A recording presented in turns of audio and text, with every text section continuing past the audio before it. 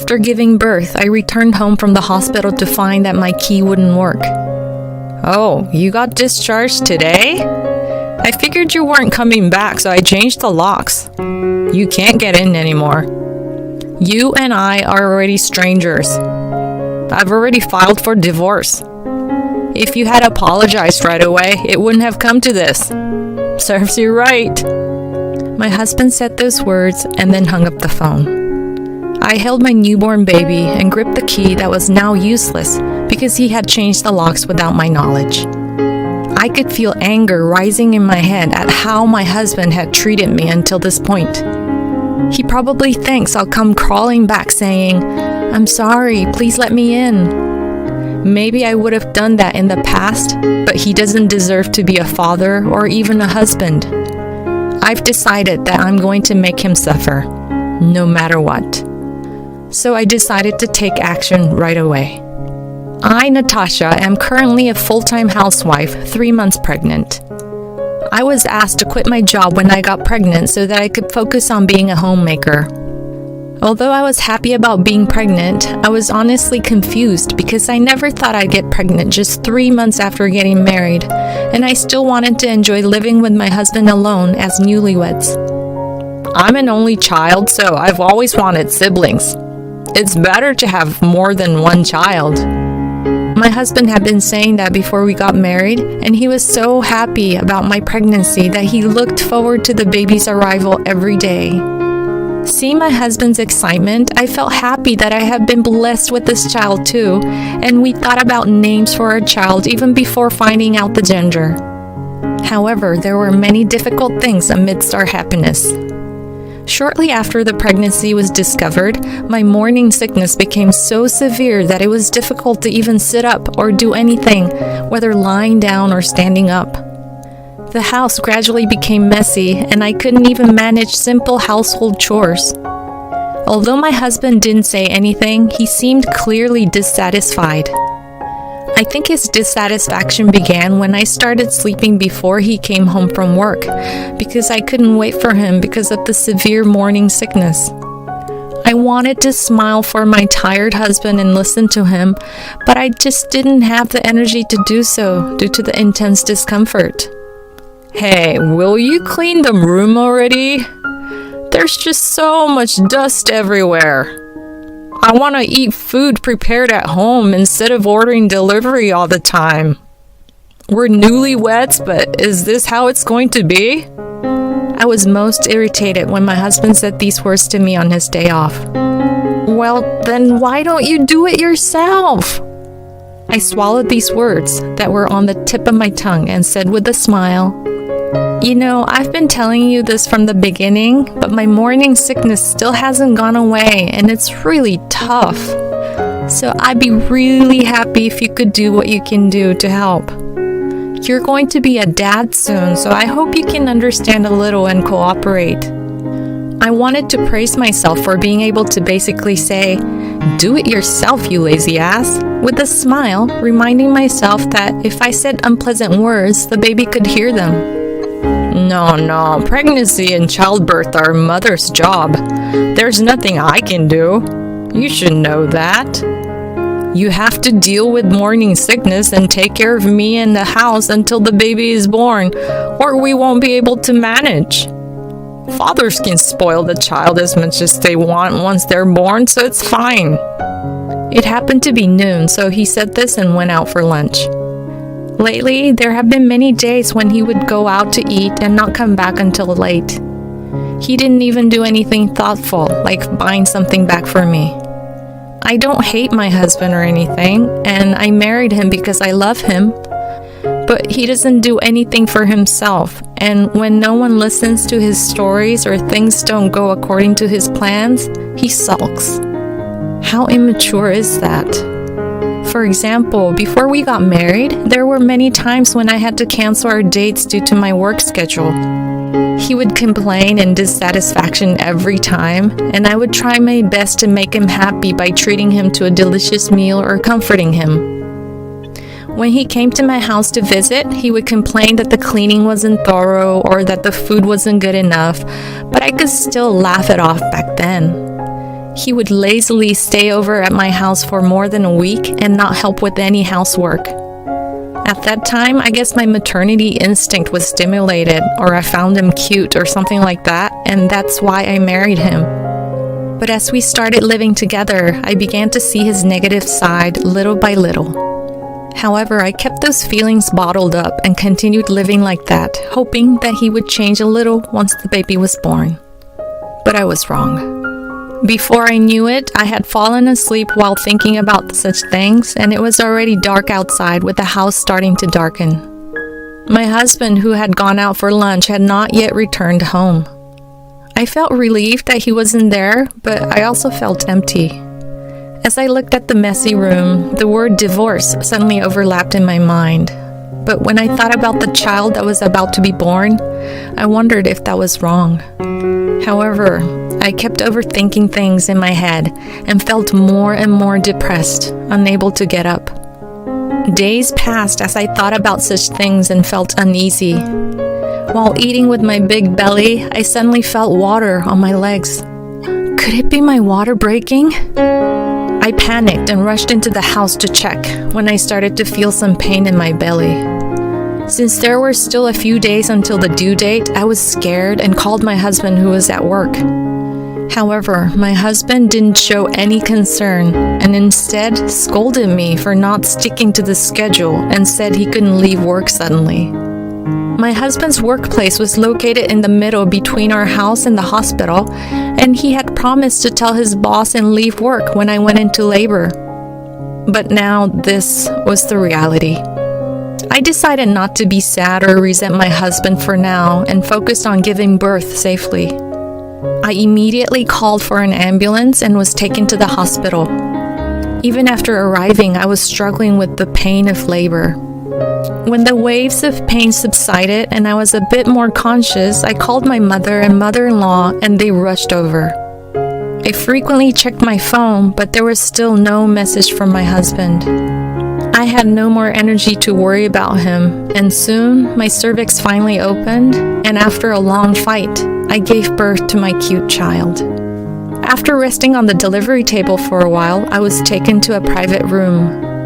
My parents and in-laws praised me, saying, "You did well," and my mother-in-law held my hand tightly with tears in her eyes. But then she suddenly looked as if she remembered something and said, "Wait, Dan hasn't come yet, has he?" Everyone present suddenly realized the same thing, and all at once they began to ask, "Where is he? And what is he doing?" I myself had forgotten about my husband's existence and took out my phone to call him. "Hello? Where are you now? The baby was born safely. I want you to come now. Everyone is waiting." "Good job with the baby. But you're wrong. First, apologize to me. Say sorry for leaving me out of the loop, for giving birth earlier than planned, for messing up the schedule.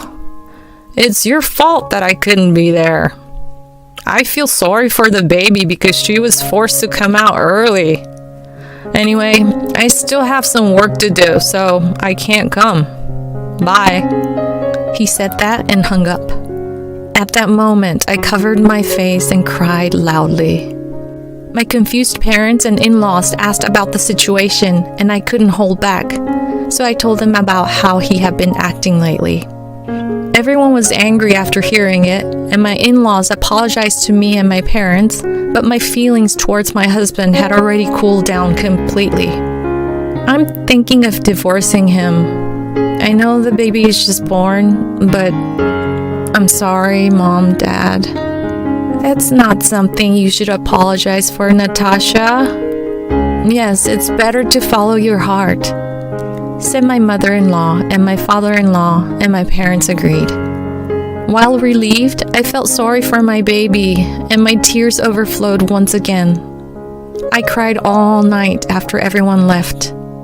After I calmed down, I struggled with breastfeeding and taking care of my baby in the same room. One day, my mother-in-law came to visit me. After cooing at her grandchild and sitting next to me, she began to talk about my husband.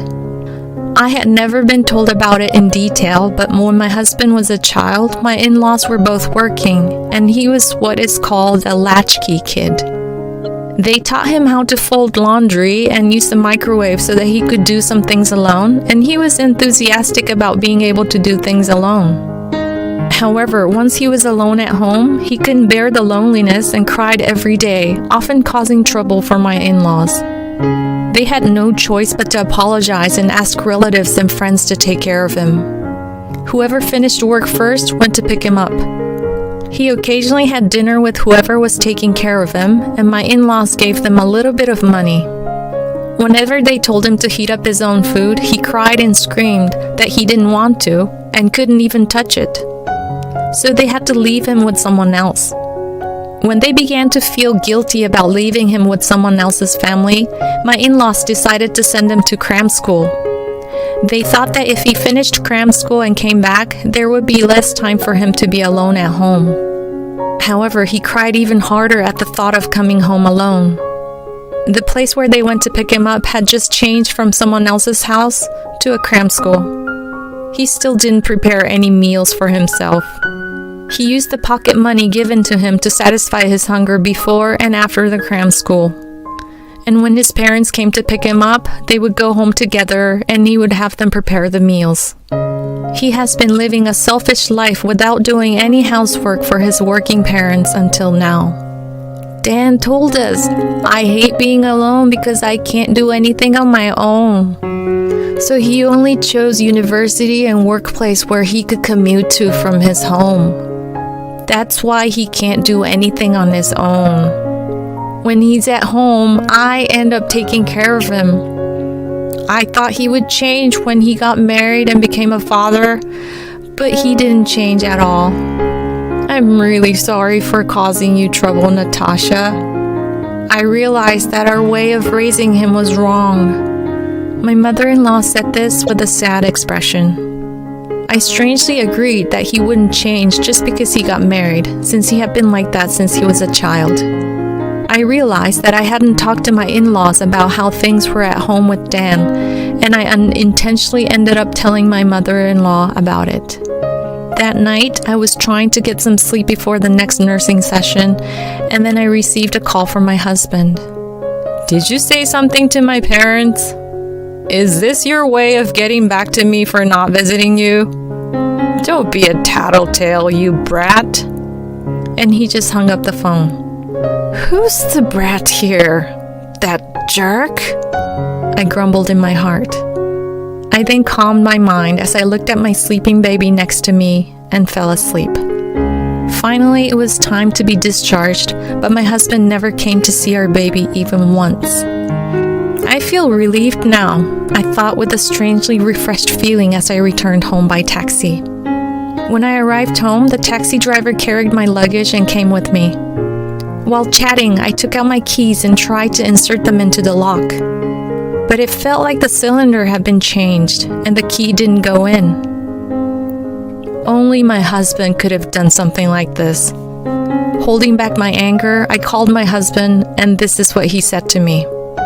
"Oh, you got discharged today? But this isn't your home anymore. This is my house. And you and I are already strangers. I've already filed for divorce.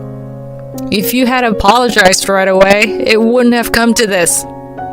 Don't you ever contact me again. Serves you right." He just said what he wanted to say as usual and hung up the phone. That asshole, I muttered, realizing that I couldn't just take my infant outside for long. I immediately contacted my mom and explained the situation. After explaining everything and hanging up the phone, the taxi driver who had been watching everything nearby came running and returned my luggage to the car, opening the door for me. He seemed unusually enthusiastic, and I couldn't help but smile. Maybe it's like that saying, Schadenfreude, or joy in the misfortune of others. As soon as I arrived at my parents' house, I left my child with my mom and went to consult with a lawyer. The lawyer who assisted me listened to my story and then confirmed if I really wanted a divorce. Perhaps it was because I had let my emotions run wild and had been rambling on about everything that had happened up until today. The divorce papers had been submitted without my consent, so we had to go through a divorce invalidation mediation, and if we couldn't come to an agreement, we would have to go to court. But I had already made up my mind about the divorce, so I had no objections to the divorce itself. It was not just about me being insulted, but also about my husband not coming to see the baby and ultimately locking us out of the house. It was not something a person would do to others. Even I was about to lose my mind with anger. I told my lawyer that I wanted to claim compensation for the mental distress during pregnancy, child support, and property division as a sanction. I didn't think my husband would agree to mediation, but even if we went to mediation, I didn't think we would be able to reach an agreement. The lawyer mentioned that it was not possible to immediately file a lawsuit without going through mediation as a preliminary step, and I felt a little discouraged. But it was no longer just my own problem. I had a baby to protect. Rather than groveling to my husband and struggling to live as if nothing had happened, it would be better for the sake of my future and my baby to struggle. Besides, my husband submitting fake divorce papers was a completely separate issue from my intention to get a divorce. He deserved to suffer. I will file a complaint against my husband, I told my lawyer. Soon after that, my husband was arrested by the police. It turned out that he had been cheating on me with another woman in a house other than ours. I heard this from others, but apparently my husband had changed the locks right after I was hospitalized and was probably living there, but he couldn't handle the pile of dirty dishes and the stench in the house as he couldn't do any housework. So he decided to move in with his mistress. He was living there carefree, but then the police came to visit and he was arrested. When I told my in-laws that I had gone to consult with a lawyer, they tried to contact my husband and visited my house, but couldn't get through to him, and he hadn't returned to his parents' house either. They wondered where he could be, but they never thought he would be cheating. It turned out it had been going on for a few months. Well, there were signs. He would go out during the day and not come back until late at night, claiming he was working overtime. But at the time, I was suffering from morning sickness and dealing with my selfish husband, and I honestly thought that having some time alone was better. Maybe I was pretending not to notice he was having an affair. My husband kept blaming me, saying things like, "I'm not at fault, it's Natasha's fault for leaving me alone," to the police and lawyers. He was like a child, crying and wailing, unable to reflect on his own actions. And he realized during the lawsuit that the more he insisted on his innocence, the worse the situation became. He then apologized to me for the first time since we met, saying, "I was wrong about everything. Let's start over. I want to see my baby." Since we never met in person, I heard everything through my lawyer. When my husband told me, "Clean up for once," it was the most irritated I had ever been in my life. But this apology and selfish demand from him topped that and became the most irritating moment in my life. I asked my lawyer to convey this to him, and he said he would tell him exactly as I said. After that, things finally came to an end.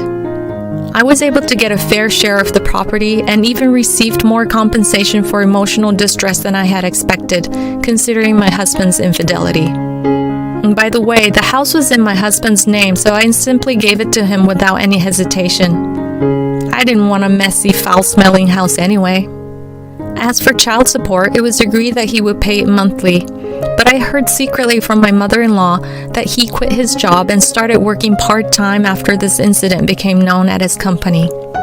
It seems he tried to go back to his parents' home, but my father-in-law scolded him and told him he would never step foot in their home again.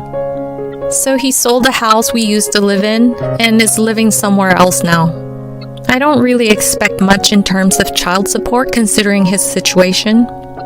However, my in-laws offered to help for the sake of their grandchild and said they would pay separately from my husband. I couldn't accept money from my in-laws, but I bowed my head in gratitude for their kind gesture.